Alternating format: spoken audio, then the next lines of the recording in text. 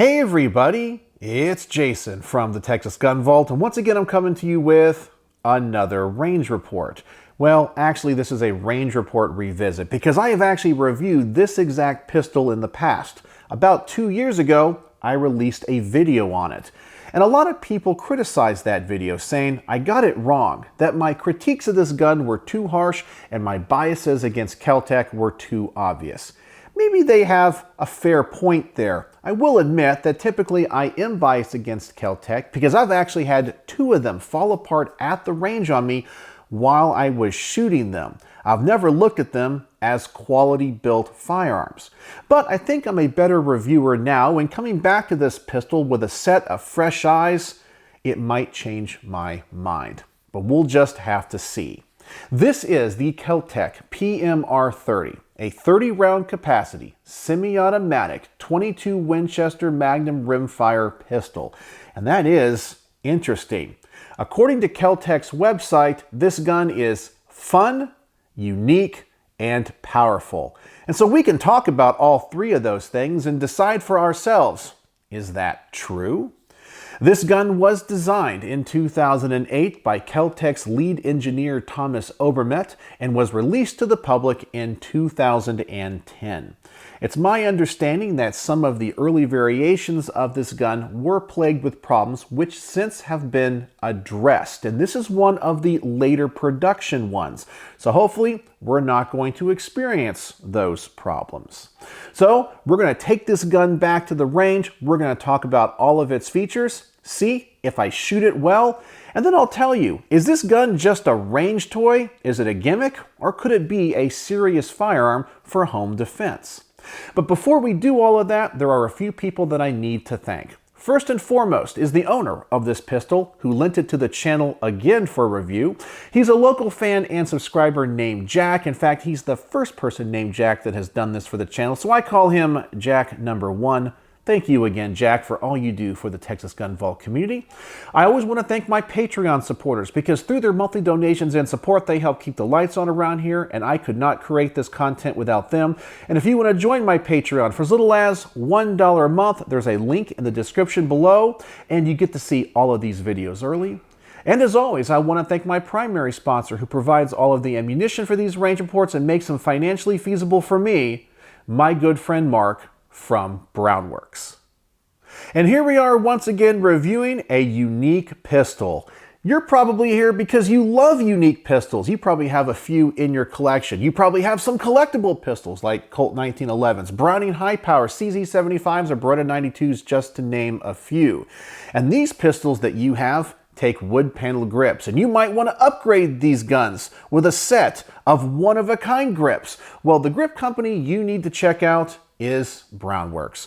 Brownworks is a custom grip company, making a wide variety of grips for a wide variety of firearms out of a wide variety of exotic woods and materials. Mark is an artist and a craftsman. He can apply custom logos, custom engravings, custom textures, finish the grips in a wide variety of colors. He can create his own laminate woods and even apply exotic materials like snake skin and alligator skin to make these grips unique and one of a kind. Pretty much anything you could imagine, he can create. So I'm going to put a link to his website in the comment section below, as well as a coupon code for 10% off your first order. I'm going to ask you to go over there and check out everything he has to offer. And when you place your first order of a set of Brownworks custom grips, please tell Mark the Texas Gun Vault sent you. All right, so we have a lot to talk about when it comes to this pistol, so let me go ahead and adjust the camera, give you some close-ups, go over all of its specs and features, and then we're going to take it to the range and see how it shoots. So let's take a closer look at the Kel-Tec PMR-30. It has that characteristic Kel-Tec look to it with that grip texture. And you can see the frame is put together with screws. You guys know I am not a big fan of that. This is chambered in .22 Magnum. It has a 30-round capacity magazine. It also utilizes a heel release or a European magazine release. The barrel is 4.3 inches long and has a 1 in 11 twist rate. It has an overall length of 7.9 inches, a height of 5.8 inches. It is 1.3 inches wide, And according to Kel-Tec's website, the trigger pull is anywhere between 3 and 5 pounds. So that's the next thing that I do want to check out. Some other features this gun has is a thumb safety and fiber optic sights, and those do come stock from the factory, as well as the top of the slide being milled out or at least drilled for optics plates, which you can get from Kel-Tec. So that's the features of this gun. So now let me readjust the camera, get out the Lyman trigger pull weight gauge, and let's test this trigger out. And being that this is a rimfire pistol, I do want to protect the firing pin. And yes, this is a hammer-fired gun, not a striker-fired gun. I am going to use some of these plastic wall hangers as snap caps, because I know if I dry fired this pistol, I will get a lot of people saying it's going to damage the gun. So of course, I do want to take care of it. Let's go ahead and drop the magazine, ensure there is no ammunition in it, and of course, visually inspect the chamber and make sure the gun is clear and safe. So I'll pull the slide back just a little bit here, and I'm going to insert one of these hangers, which will allow me to dry fire it safely. So let's take a look at the initial take-up. It's actually a very short take-up, very smooth. We come back to a definitive wall, but then it's a little mushy. But that break is actually pretty darn crisp. Now, let's take a look at the reset. And once again, I kind of have to do something weird here to show you the reset. I'll pull the slide back, reinsert one of these wall hangers, and here is the reset. And it's not tactile or audible, but it is relatively short. So that's what the take-up and the initial pull is like. So now let's get out the Lyman trigger pull weight gauge and let's test this trigger out. So let me clear all of the averages. And for our first pull, we have 2 pounds, 6.6 ounces. So actually a very light trigger and lighter than what Kel-Tec said it would be. And once again, I'm sorry for this slow reload process. For our next pull, we have 2 pounds, 4.2 ounces.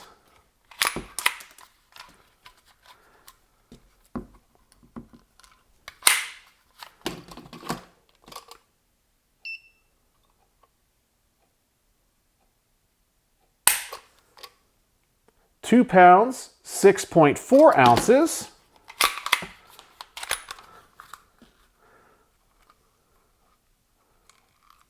And I dropped that one. Let's do that again.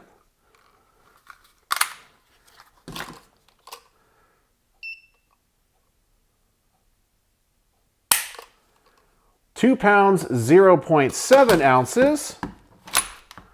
And finally, we have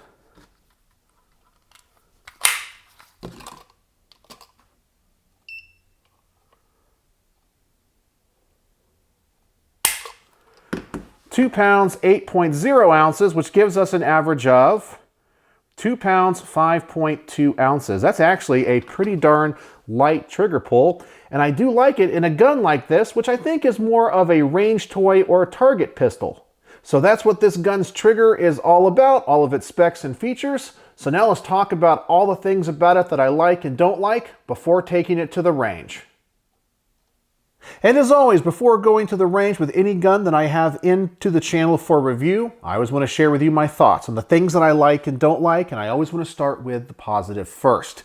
And the first thing I love about this pistol is Kel-Tec's innovation. I really have to hand it to them. They think outside the box. They create guns that nobody else does. Well, that could be a good thing or a bad thing, but at least they're willing to try. They chamber their guns in different calibers.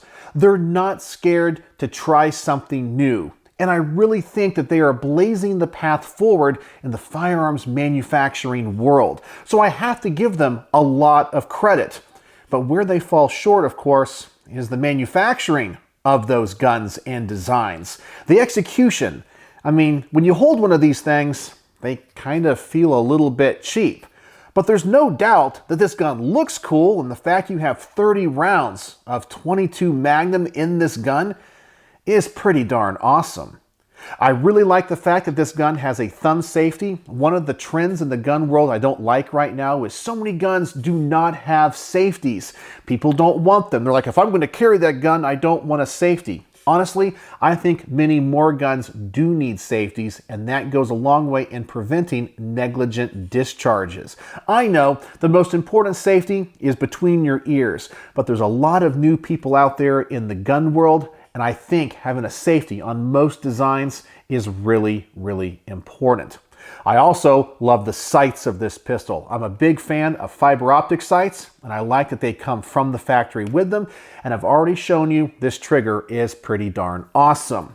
So now let's talk about the things about this gun that I don't like. And the first thing about this gun I don't like is the magazine release. I really wish it was on the side. In the normal place, us Americans prefer to have them. The heel release isn't bad. I'm just not as quick with them, and they always seem to be a little bit awkward.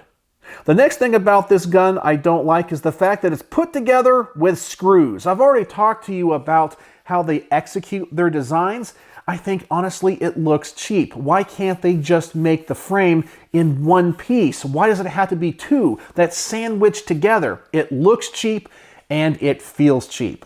And the last thing about this gun I don't like is the dimensions. It's a relatively thin gun, but it has a long length of pull. It doesn't fit in my hand very well. And I feel like if you have smaller hands, it's gonna feel kind of awkward.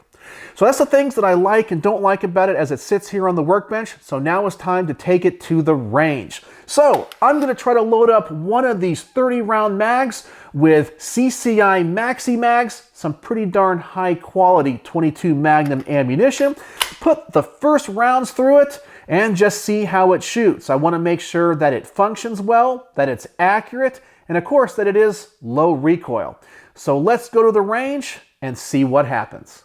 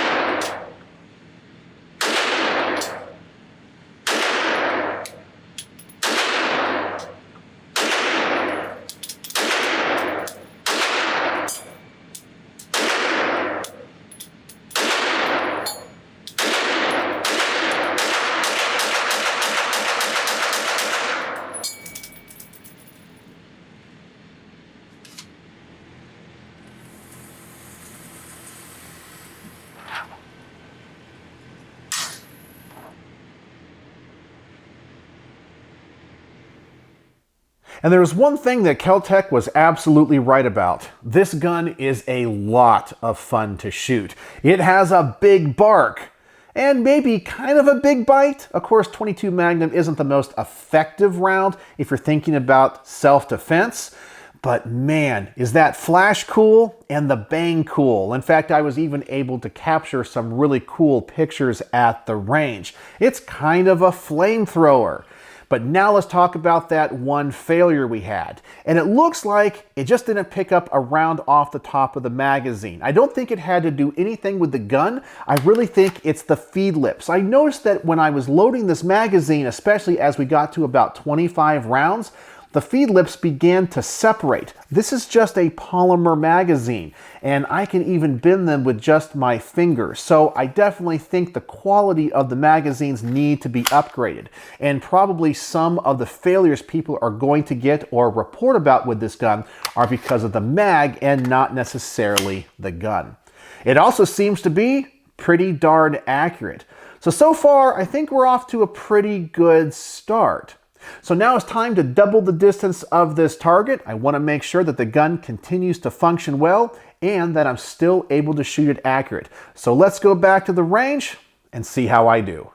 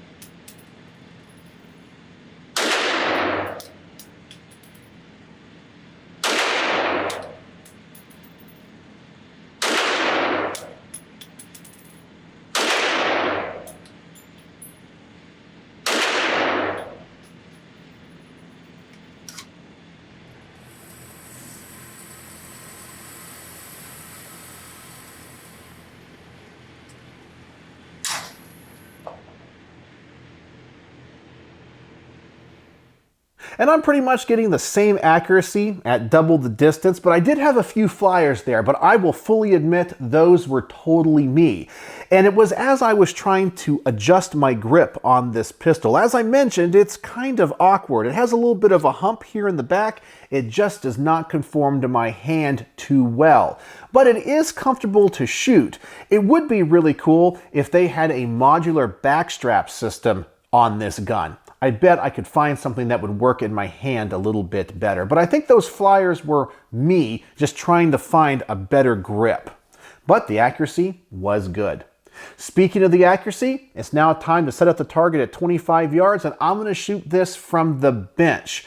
And so far, as I said, I've been getting great accuracy. It's easy to shoot. So hopefully my group at 25 yards with these fiber optic sights are going to be pretty good.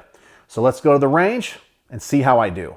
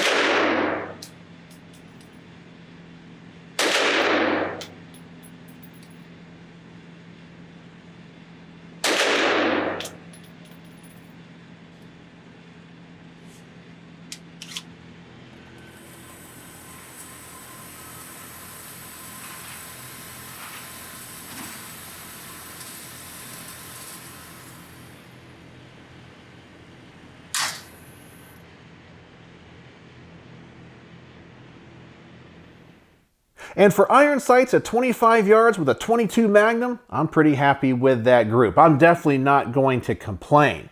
I bet if you were able to put a red dot on this pistol, it'd be pretty sweet and you could shoot it even better. But I am very happy with the consistency and the accuracy of this gun so far. So while it might be a range toy, its accuracy is really good, and so it might be a target gun as well. Maybe not a competition target gun, but one that you can take to the range and comfortably shoot and introduce people to higher pressure cartridges than .22 long rifle, and they would feel pretty confident after seeing what they can do with it. All right, so the next test I want to do is run some hollow points through it, and I'm going to test two different types of ammunition. It's important to note that Kel-Tec actually recommends certain ammo types in this gun. Now, I don't think I'm going to have any problems, but I just do want to test this out because some people might buy this gun for home defense or personal protection. And if that's the case, you want hollow points to run well. So let's go back to the range, try out two different ammo types, and just see if we have any failures.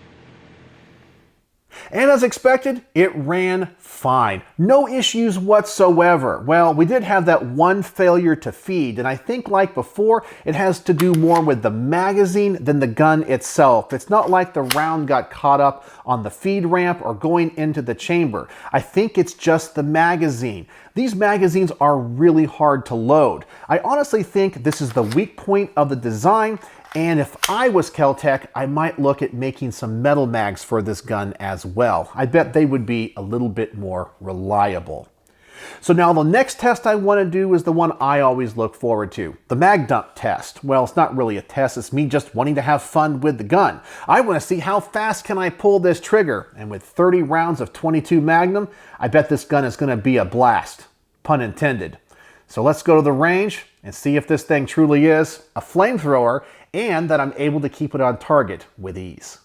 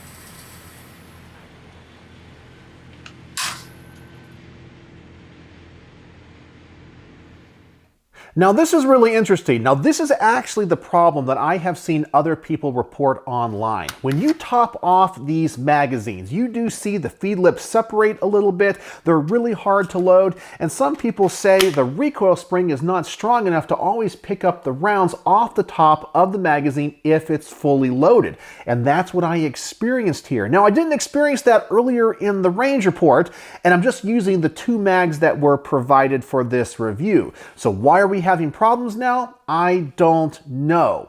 But as I said, this mirrors the other reports that I'm getting from other reviewers. But I do want to give this gun a shot again. So we're going to go back to the range, but this time I'm going to underload it to just 15 rounds. I really do want to see how fast I can pull this trigger and if I can keep all the rounds on target. So I think that's going to be the case, and hopefully it's going to run better underloaded. So let's go back to the range with only 15 rounds and see how fast I can pull the trigger.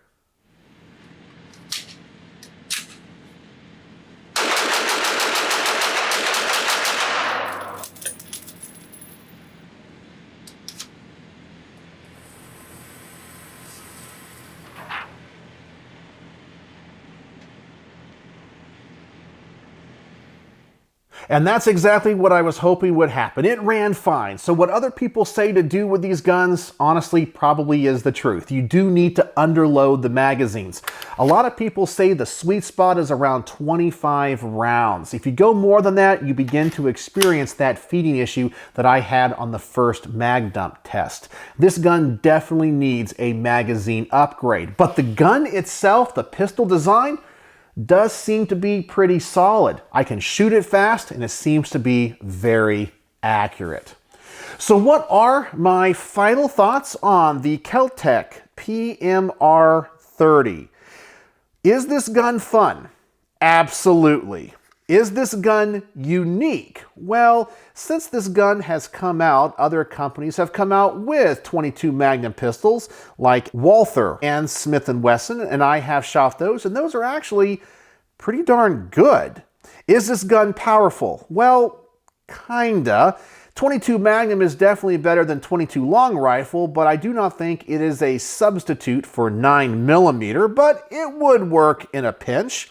The gun is loud and it is flashy. The pros of this gun is that it has a nice trigger, it's very accurate, and of course the capacity.